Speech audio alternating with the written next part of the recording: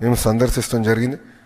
IT, electronics, defence, food processing, drones, green energy, ports, data centres, semi conductors, real estate సంబంధించిన verticals కూడా మేము అక్కడ ఉన్న కంపెనీలతో కూడా మేము చర్చిస్తాం జరిగింది. సింగపూర్కి సావరెన్ ఫండ్స్ ఉంది. అంటే జిఐసి తమసేక్ అనేది సింగపూర్ సావరెన్ ఫండ్. అంటే సింగపూర్ ప్రభుత్వం ఆ కంపెనీస్లో పెట్టుబడి పెట్టి వాళ్ళ ద్వారా ప్రపంచవ్యాప్తంగా ఇన్వెస్ట్మెంట్స్ చేస్తారు. మన దేశంకి వచ్చేగల ఎయిర్టెల్లో వాళ్ళకి ఇన్వెస్ట్మెంట్ ఉంది. అదేవిధంగా క్యాపిటల్ ల్యాండ్ అంటే హైదరాబాద్లో పెద్ద ఎత్తున వాళ్ళు రియల్ ఎస్టేట్ డెవలప్మెంట్ చేసే సంస్థ, దాంట్లో కూడా వాళ్ళు పెట్టుబడి ఉంది. వాళ్ళ కంపెనీలు కూడా మేము కలుస్తాం జరిగింది. ఒక అండర్స్టాండింగ్తో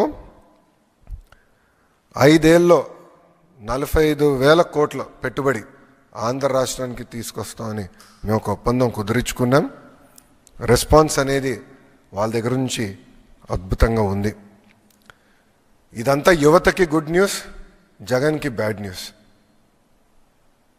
ఈరోజు కూడా మీరు చూస్తే చంద్రబాబు నాయుడు గారు పదే పదే చెప్తున్నారు, జగన్ అనే వ్యక్తి క్రిమినలైజేషన్ ఆఫ్ పాలిటిక్స్ చేస్తున్నాడు. మేమందరం అహర్నిశలు కష్టపడుతున్నాం.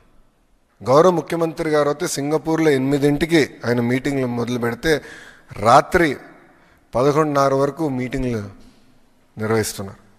అంటే ఆంధ్ర రాష్ట్రానికి పెట్టుబడులు తీసుకురావాలి, యువతకి ఉద్యోగాలు ఉపాధి తీసుకురావాలని ఆయన అహర్నిశలు కష్టపడుతున్నారు. ఆయన అంత కష్టపడుతుంటే మేము కనీసం ఇంకో గంట ఎక్కువ కష్టపడాలని మేమందరం పరిగెడుతున్నాం.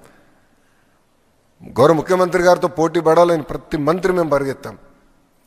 ఇదంతా జరుగుతున్న సమయంలో ఒక వ్యక్తి, మురళీకృష్ణ అని ఒక వ్యక్తి సింగపూర్ ప్రభుత్వానికి ఈమెయిల్ పంపించాడు.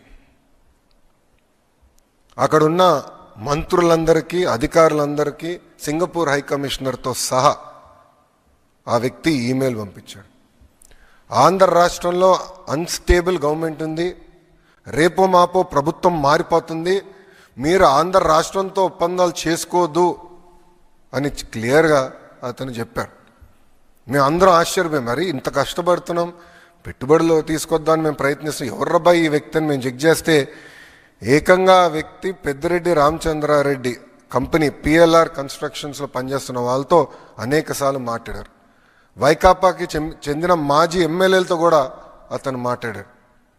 మొత్తం రికార్డు మా దగ్గర ఉంది. అంటే వాళ్ళు ఒక వ్యక్తిని ప్రోత్సహించి అతని చేత ఒక ఈమెయిల్ పెట్టిస్తే ఇవన్నీ ఆగిపోతాయి, అభివృద్ధి జరగదు, అప్పుడు తిప్పి మమ్మల్ని తిట్టచ్చు, అభివృద్ధి జరగలేదని ప్రయత్నం చేస్తున్నాడు Jagan Reddy. This is criminalization of politics. TCS లాంటి సంస్థకి మేము 99 పైసల్లో భూమి ఇస్తే ఎందుకంటే వీళ్ళకి అంత ఏడుపు? కోర్టులో కేసేస్తారు. ఒక సంస్థని ముందలు పెట్టి కోర్టులో కేసేసి సీజే గారు బెంచ్ మీద వచ్చేటట్టు చూసుకుంటే చేసి స్టే ఇవ్వమని కోరుతారు. సీజే గారు అక్షంతలు వేసి, అవును తప్పేంటి, టీసీఎస్కి ఇస్తే తప్పేంటి, మీకు ఎందుకు ఇబ్బంది, ఉద్యోగాలు వస్తున్నాయి మీకేంటని చెప్పి పక్కన పడేశారు. అంటే చూడండి, అడుగడుగునా అభివృద్ధి జరగకూడదు, పెట్టుబడులు రాకూడదు, వచ్చే కంపెనీలని తరిమేయాలి, అదే లక్ష్యంతో పనిచేస్తున్నారు. నిజంగానే బాధ వేస్తుందండి ఈరోజు. ఎందుకంటే సింగపూర్